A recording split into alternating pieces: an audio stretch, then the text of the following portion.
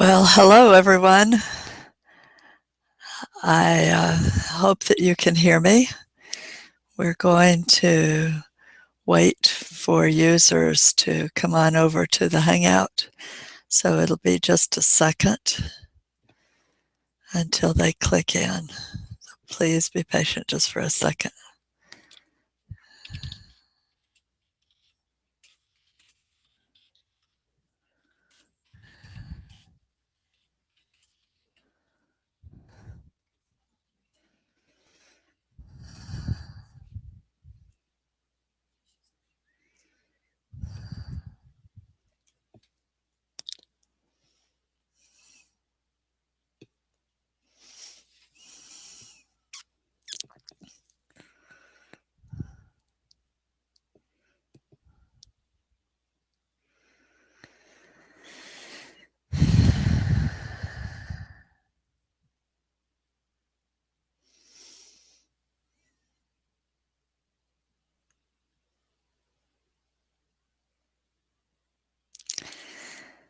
Hello everyone.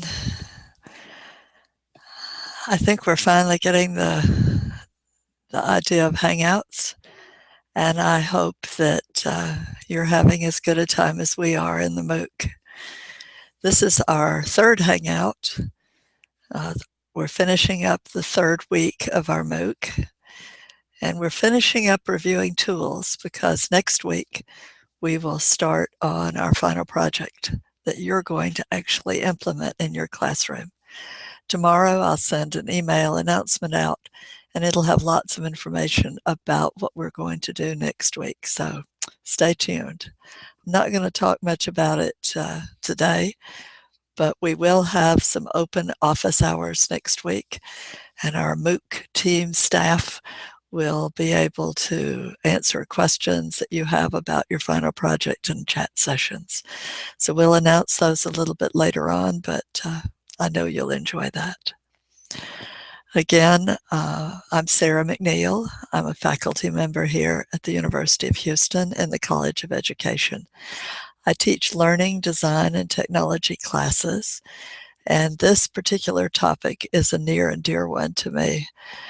A part of our research focuses on helping teachers use innovative technology tools in their classroom.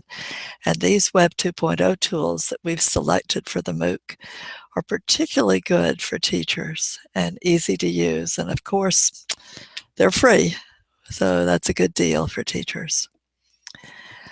I do have the question and answer screen open, and you're welcome to introduce yourself. I see Maria and Giuseppe from Sicily. Welcome. I hope we have an international audience today. It's a lot of fun when we have teachers from a lot of different countries. As we go along, you're certainly welcome to use the Q&A post to ask questions or any general comments. Just remember that everyone can see those. So those are not private, just to me. So let's talk a little bit about Storybird, and you'll have to excuse me because we've all been talking Storybird this week, but it's easy to say Storyboard for us. So Storybird is the name of the tool that we're going to talk about today. Now, what exactly is Storybird? It's a visual storytelling tool which encourages learners to both read and write. And it's particularly good for teachers because teachers get a free account and they can set up classes of up to 35 students. So I think you'll enjoy it. We're going to start with a little tour of Storybird. I'm going to bring in a screencast here. And as soon as I get that set up, I'm going to show you my screen in Storybird.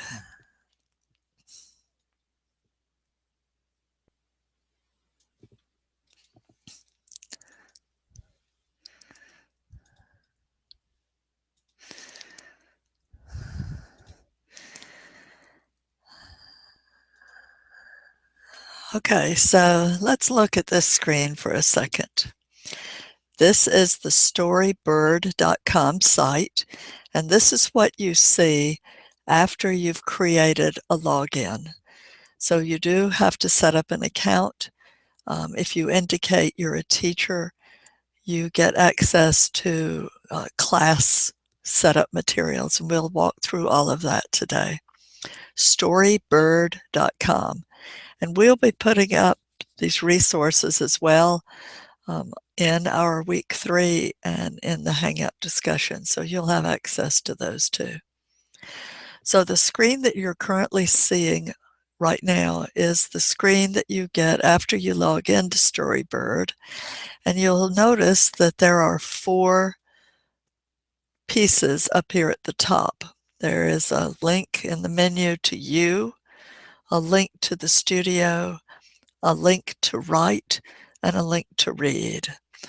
The first option way over here is a notifications option, and I don't have any current notifications, so that's just an empty screen. You'll also see a little blue bar up here at the top. That's the Storybird blue, and that indicates where you are in the menu and also where you are in the tabs down here at the bottom. So when you click on you have 3 options: your stuff, the people that you're following, and your bookshelf. So in Storybird, you can create stories. You can create long stories that have chapters, short picture books, and also poems. And you can see in my menu here, I have 2 stories that are picture books that I'm working on. They are not published yet. And one is called Tomorrow, and one is called Cassidy's Dream. The artwork that you see here is from Storybird, and you begin a story with your artwork instead of choosing your artwork afterward. There's some sound reasons for that based on research in writing and in visual thinking. We'll talk more about those a little later. If you click the Following tab, currently I'm not following anybody, but you can follow artists and you can follow writers too. So the interesting part of Storybird for me is that artists from all over the world submit art to Storybird, and this artwork is the inspiration for stories and poems, and it really is fantastic art. I think you'll be very impressed. You cannot use your own artwork or the artwork of your students to create stories, and we'll talk a little more about why that is as we go along. There's also a bookshelf here, and you'll see a book that I'm currently reading called The Fake. The books here are not just young children's books, but very sophisticated young reader books, adult books, self-published by authors. And they're really quite amazing, and I think you will get hooked on some books just like I have. So those are the parts under the section in the menu called You. We're going to skip Studio for just a second. That's the teacher part. And let's take just a brief look at Write. This is how you begin a story. You'll see that there's artwork tags over here on the side and some recently added artwork. Really amazing artwork. And so I'm going to search the artwork tags for spring, because one of the things that we're working on are some things, stories about spring. And you can see there are 47 results that have a tag for spring. And there are 16 books written about spring or have a keyword for spring. And 3,465 picture books that use a keyword for spring. There's 47 pieces of art that have been tagged for spring, and one person. So you can scroll down and look at the artwork that has a spring tag. And all of this artwork is safe for children. There are no X-rated pictures here.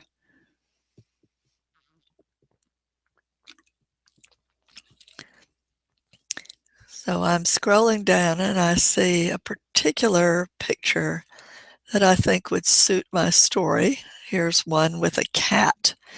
I'm going to click on that cat, and you'll be able to read a little bit about the person who drew this picture, Victoria Yusova. She's in New York. This was created in 2010, and it's been hearted, which means liked, 30 times, and it has some comments down here from users. And I can look at other pieces of art from this person in addition to the cat picture that I like. So to use this in a story, all I do is click Use This Art. And because I haven't started my book yet, it asks me if I want to create a long form book with multiple chapters, or a picture book, or a poem. And I think I'm going to today create a poem. And what happens then is the picture appears in a poem format, and Storybird gives you the words to use. There is a reason for this, and that Storybird wants people to be inspired by the picture and by the words, and not by worrying about what words to use. So you can just drag these words over here and put them anywhere in the picture that you want.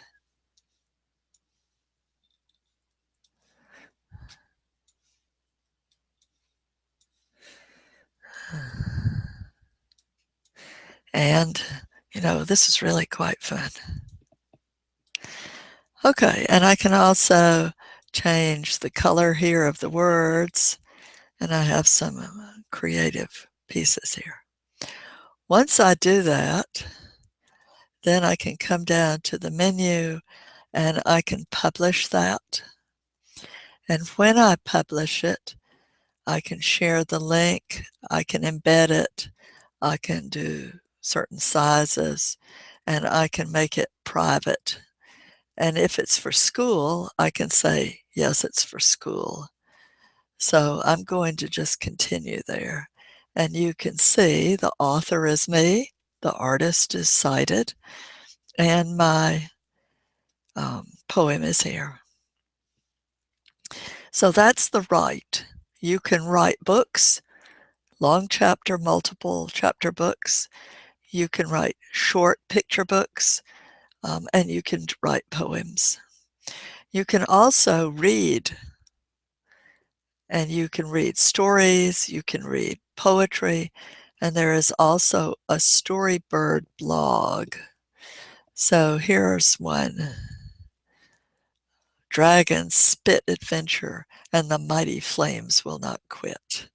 What a nice poem from Emily the Strange, and I can leave her a comment here if I like. So that's really the write and the read.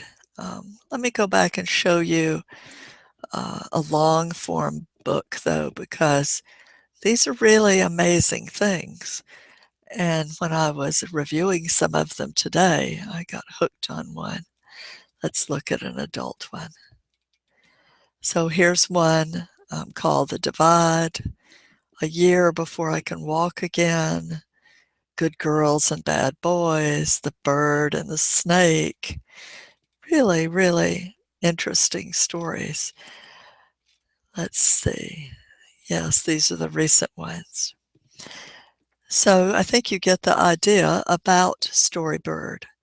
But if you're an educator and you've set up a class, you can use the studio part. So let's look at the studio here for a minute. I've already set up a class. I've called it Learning, Design, and Technology. And I can set up a new class and I can have class settings. There is a pro version of Storybird where you can add pro features. It's not very expensive. I think it was around under $30 to add the pro features for 35 students. So pretty reasonable fee for that. But all that I'm showing you today is free, completely free. So this is my class, and I have 3 students in my class. Now, some of you, when we were talking about Padlet, expressed some concern that students had to have an email account. And in this case, they do not. I can click the Student tab, and I can add or invite students, and I can make an account right here, even without email address. So I'm going to add my husband here.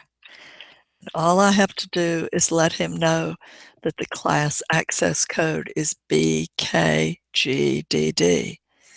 And then they can just join. They don't have to have an email. They can have email if they already have one, but if you're worried about that, they do not. So let's look at the first screen that comes up, which is the review screen. In my class, I have 3 students. These are actually my graduate students, part of the Powerful Tools for Teaching and Learning MOOC team. And so Rashmi has created a book, and Arthur has created a story, and George wrote a poem. And let's just look at Rashmi's because it's a really nice story here. So she's published a story on spring 2015, and you can see it contains 54 words. And here is the text of the story, and I can look through it just like this. And this artwork she imported, she put in the story, but this artwork is already on Storybird. Students cannot upload their own art. I will show you the reasoning behind that. They write all the words here, but they use the artwork that the artist put up on Storybird. You can even make this full screen and read the book this way, just like that. And I can write notes here to Rashmi.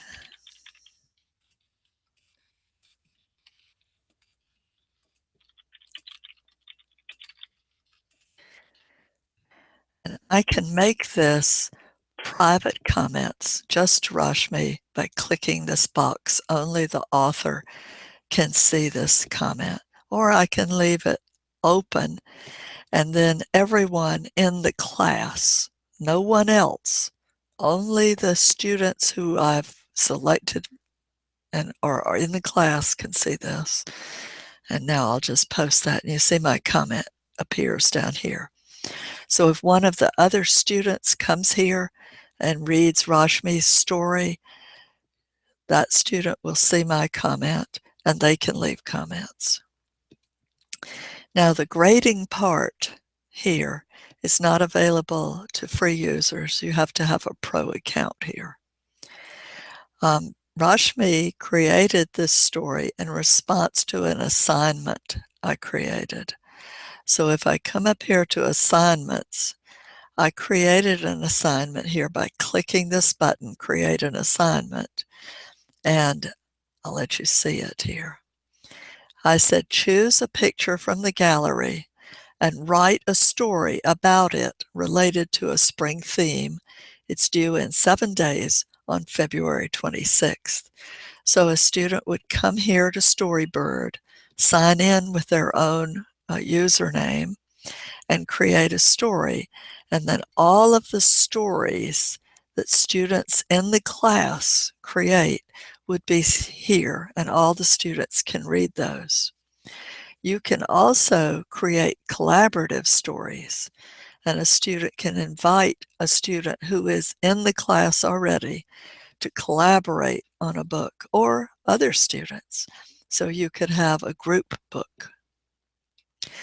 You can also see in the library that the books appear down here in the library for all of the assignments.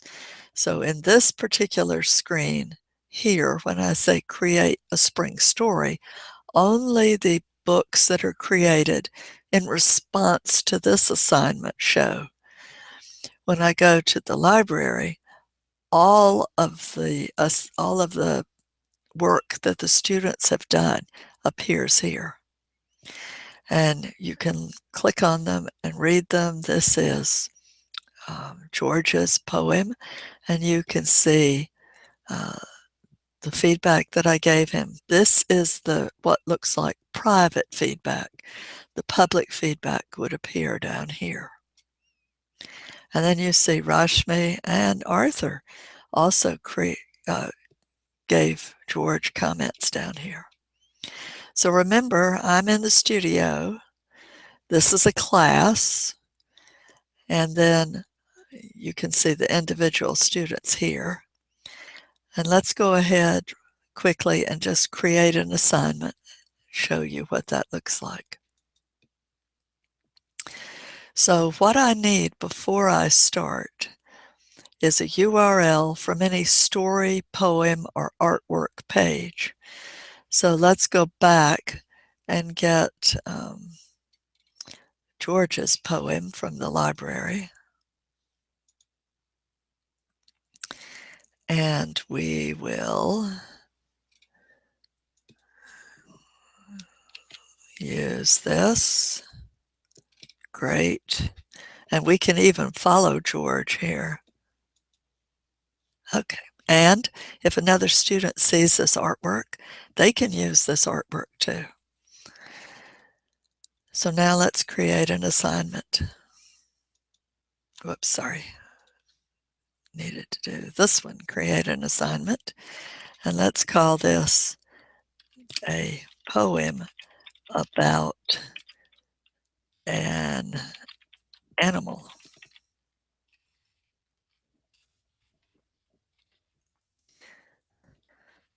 Please write a poem about an animal.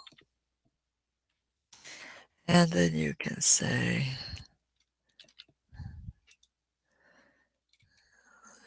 and I want poem, and I want it due Monday. And then I can save that. Oh, let's see. Let's not do this. Let's upload an image. Now you do have to have something here. So we will upload an image, and we'll use a picture of my horse. And I'll say, this picture is me on my horse. It is your favorite animal. And then all you have to do is save that assignment, and it appears in assignments right here, and students can also see that. So it's really a quite versatile tool. Now I want to show you a few other things, ideas for using Storybird. Before I do, let me answer Teresa's question. Teresa says, can't I make up my own poem? And yes, you absolutely can make up your own poem. You make up your own stories, make up your own poems, The only thing that you can't do is make up your own artwork. And what Storybird says about that is, let me just read it to you. Storybird is about creative constraints. We purposefully trim away dozens of features to keep you focused and having fun as you write stories or make poems. So we don't offer art uploads or text input for poems as a way to make the app surprising and inventive. By imposing these constraints, your brain creates connections and ideas that you otherwise wouldn't have, and that's cool. So, Teresa, if you're asking if you can use your own words for a poem, no, you have to use the words on the screen. But what you can do if you want to write a poem, and let's just pick this dog as our artwork, and we're going to write a poem, is if you don't like the words that appear around that artwork, you can click refresh right down here in the right bottom corner, and you can get different words. And you can keep doing that. But the amazing thing is that constraining the words, I think, really does make you more creative. It's a really interesting idea. If you wanted to create poems with your own words, there are other tools for doing this. So let's look at a few ideas before we close today. I'm going to go back for just a second, and we're going to screen share. Hold on, I have to get it up on my other screen. Yes. Okay, here we go. Here are some ideas for using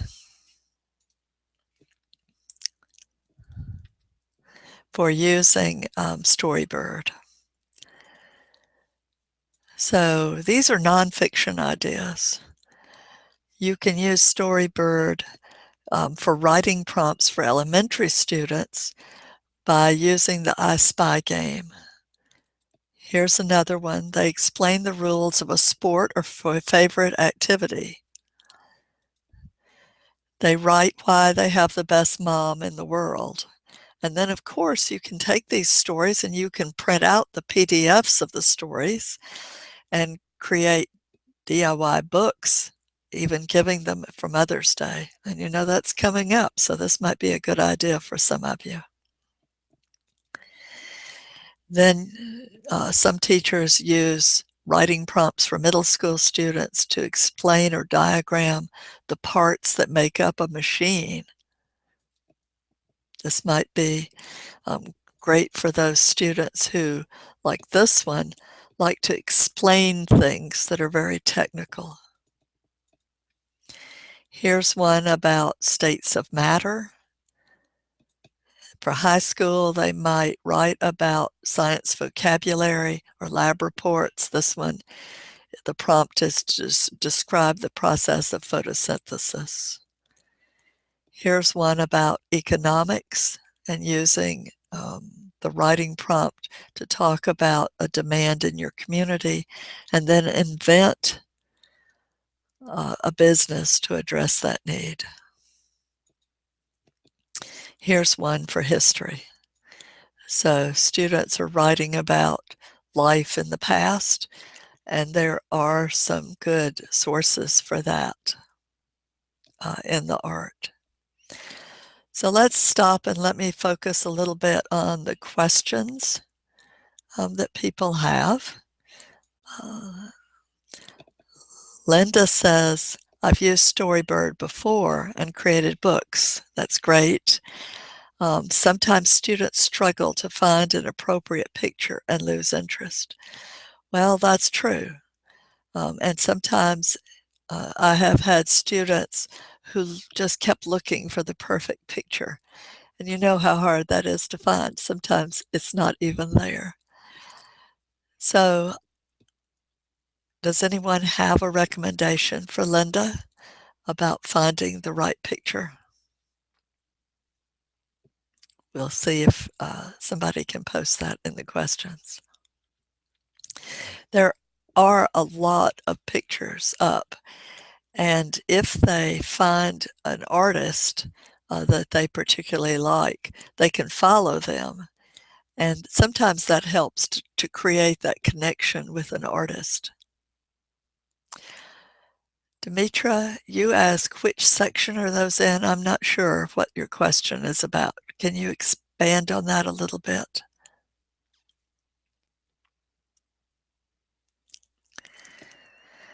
And then if you have any more questions, please post them now.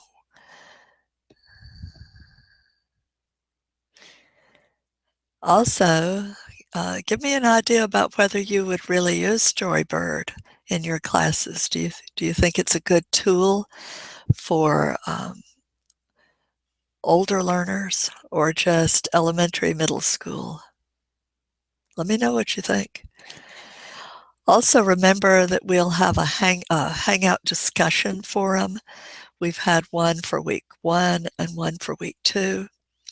And another one will go live this afternoon for week 3, and we'll talk about Storybird in those discussion forums.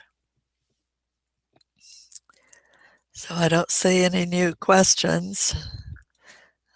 If you're going to answer one, please do it now before we have to go home. It is really great that we've had an audience from around the world. I feel like I've been to Italy and Sicily. Okay, Teresa said, you said you can't upload artwork, but then you showed us a photo of you on a horse. Yes, that's in the assignment section. Let me switch and let me show you where that comes from. Let me do my screencast here. So remember, now I'm in Storybird, and I'm in Write. Here, when I'm writing a story, I can only use Storybird artwork. If I'm writing a story or a poem, I have to use the artwork here. But believe me, there is a lot of really beautiful artwork. When I'm in the studio part, and I'm creating an assignment, I can create the assignment and upload a picture or even a YouTube video to inspire them about the assignment. The thing to remember here is that this page is only viewable to students in the class. So there's not any copyright problem here with me uploading a picture that might belong to someone else, because this is within the boundaries of my class. When students are creating a book or a poem here in Write, they can only use the artwork that's here on the Storybird site. So there's no copyright problem. And they can then embed the story, they can share the story, but if they choose not to do that, it remains inside their class site. Linda had a really great idea here. I hope you see her post in the questions. Linda said, I've used it in a university class. Students are training to work in hospitals and have created books for young patients. They love doing it, and the sick children had personalized books. So it is a useful tool even in higher education. Linda, that's a great idea. All the words that you write in the stories, in the books that you create, are your own words. So you can create a personalized book. Here in the You section, my stuff, you see Cassidy's Dream. I'm writing this little story, and this is for my granddaughter. Now, I'm not through yet. I have only just started it, but you can see that I'm personalizing it for my granddaughter, and I'm going to print it and give it to her so that she can read it. So when you create, let's just really quickly, because we're really out of time, let's create a new story, and let me show you how this works. Here's an interesting picture, a really kind of, a good picture to choose to write a story about. What's happening in this picture? So I'm going to use that art for a picture book. And when I do that, when I pick this picture, it takes me to other pictures from this same artist. And all I do to write is start typing on the screen.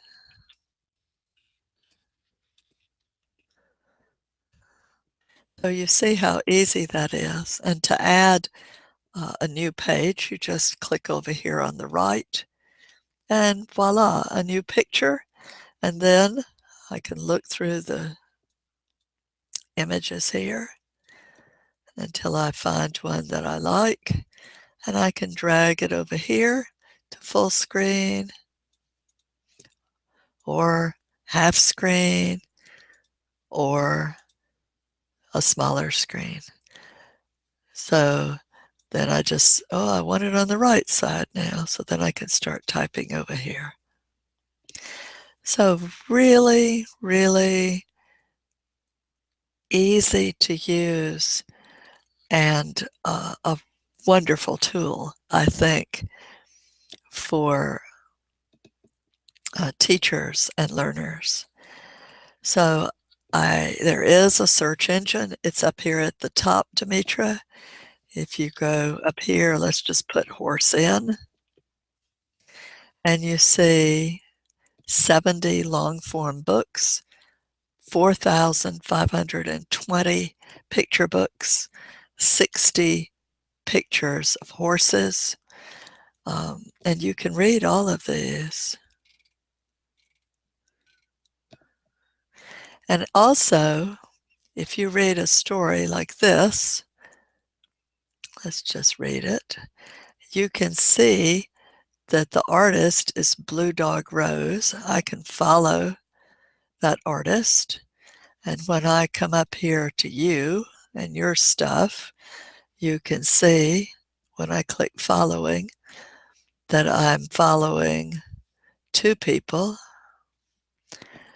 Storybird, of course, and Blue Dog Rose. And I can look at what they've printed. What they've drawn and all of their artwork, which this is just amazing. So I think it's time that we need to stop our Hangout. Let me turn off screen sharing here so I can say goodbye to you. I hope that you will continue this discussion on our discussion forum for the Hangouts. And Linda, please post this idea for using it in a university class. And try it in your class tomorrow. Maria said, she might try it tomorrow, and I think that's great. You can upload a video as an inspiration for your assignment. So I had, the picture of my horse, but you can't upload a video into Storyboard. It has to link to a YouTube video or Vimeo, I believe. The directions are there on the assignment site. So I'm going to say goodbye. I have enjoyed hanging out with you this afternoon. Susie will continue the Hangout tomorrow. She'll have a new Hangout. Maybe you'll be able to join her there too if you like a slightly different perspective on Storyboard. Next week, we're going to focus on a tool called Mondomo, and I'll be sending out more information about that. So thank you again for joining me. I've had a great time, and I hope to see you online and next week in our Hangout. Bye-bye.